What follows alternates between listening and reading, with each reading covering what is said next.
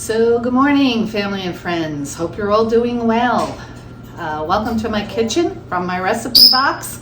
We're going to do this morning a legacy gem. We're going to do some turkey meatballs for the grandkids. They love them. They eat them for dinner, lunch. I make a batch, we pop them in the freezer, and you can pull out one at a time, let them thaw, and then use them for whatever you need. So they're good for them, they like them, and I'm the main supplier. So let's take you through it. It's pretty simple stuff. A pound of ground turkey, I've got it in the bowl. I've just chopped it up a bit so that it can receive our meatball ingredients. I've got 2 eggs here, which I am gonna just beat up and make sure that they're well combined. To make sure that both eggs are okay, so we're not putting rotten eggs in our meat. And also to make sure that the whites and the yellows are incorporated together so that they mix well and you don't have pockets of egg or egg white in your meatballs. But we've got those here and ready to go. I got some dried parsley, I've got onion powder, garlic powder, a little bit of salt, and usually in meatballs goes pepper, but my granddaughter Cece does not like pepper in her food, so we're going to leave that out today. And I've got some panko breadcrumbs and some grated Parmesan macaroni cheese. Whatever macaroni cheese floats your boat will work in these turkey meatballs. So I'm going to start out with the dry ingredients here. I'm going to do some onion powder. I do about, for a pound of meat, maybe about a tablespoon of each of these onion and garlic powders. For the kids, I don't like to over spice anything because they won't eat it. So just a little bit goes a long way. Same thing with a little pinch of salt. Then we'll put in parsley, nice sprinkling of parsley, I don't know, maybe about a tablespoon. Again, it's a legacy gem, so measurements are not exact, and I do not have a recipe card. So you probably may have seen me make meatballs before, and this is kind of how I do it. So let's get that 2 eggs in here.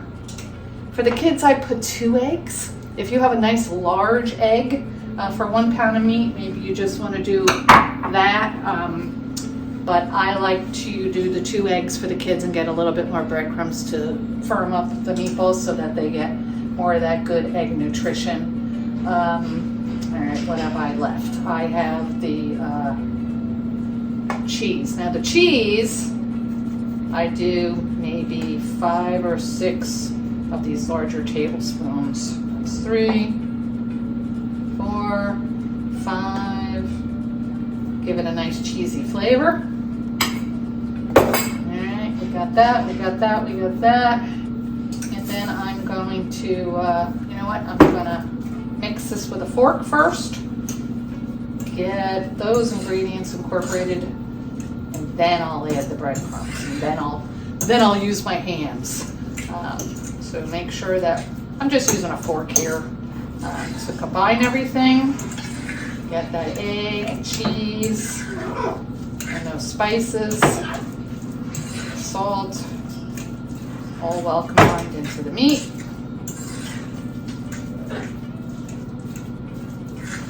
All right, that looks pretty darn good.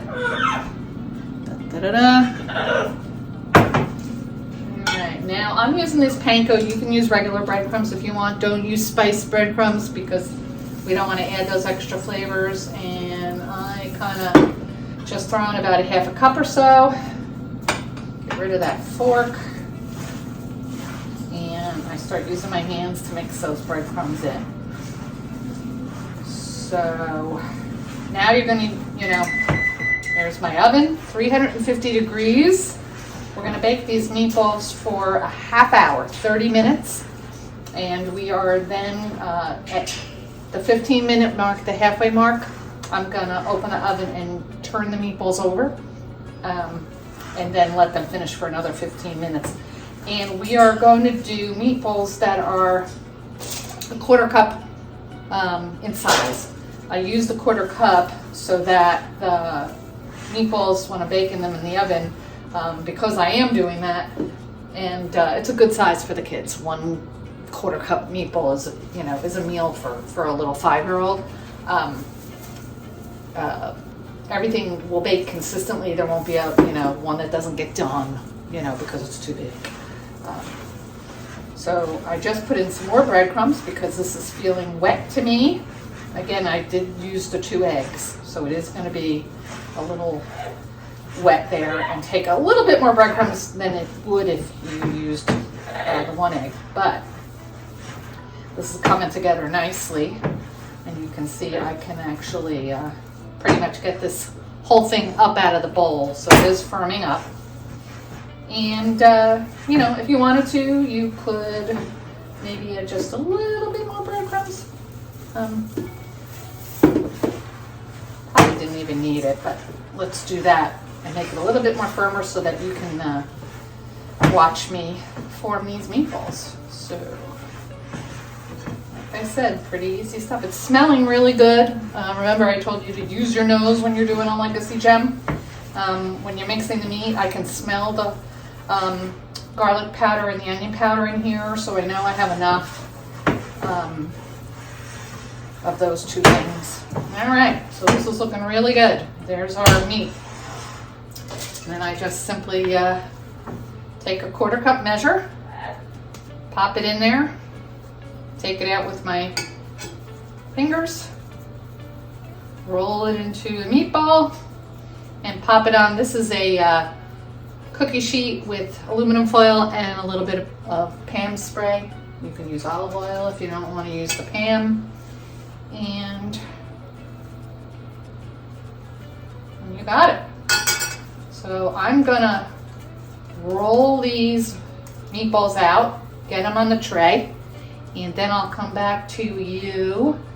I'm gonna guess here and say I'm gonna get about a dozen or so meatballs, but I'm not sure. So we're gonna do it and then come back and take a look. So we'll see you in a few minutes once I get them all rolled out.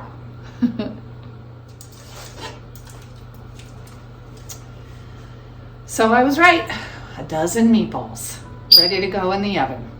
So of course, turkey meatballs don't have to be just for kids. Adults can love them too. They're great if you want to bake them off in the oven and then put them into your favorite pre-made pasta sauce, whatever that might be, a Classico, maybe some nice vodka sauce or something like that, and then serve them with some pasta. And the technique of baking meatballs is great for not only turkey meat, but any kind of meatball mix or ground meat that you want to use for meatballs. Might even be nice to do a lamb meatball. But go crazy with it. That's what legacy gems are all about. So we're gonna, like I said, bake this off for half an hour at 350.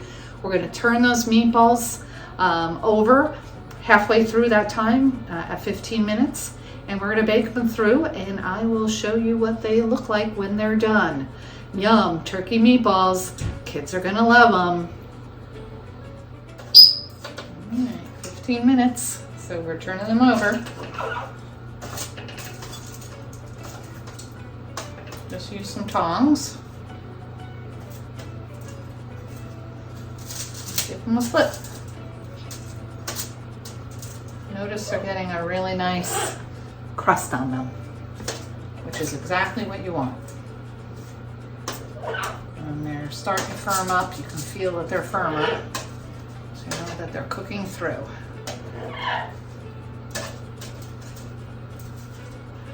All right. Easy breezy. Gonna put them back in for another 15.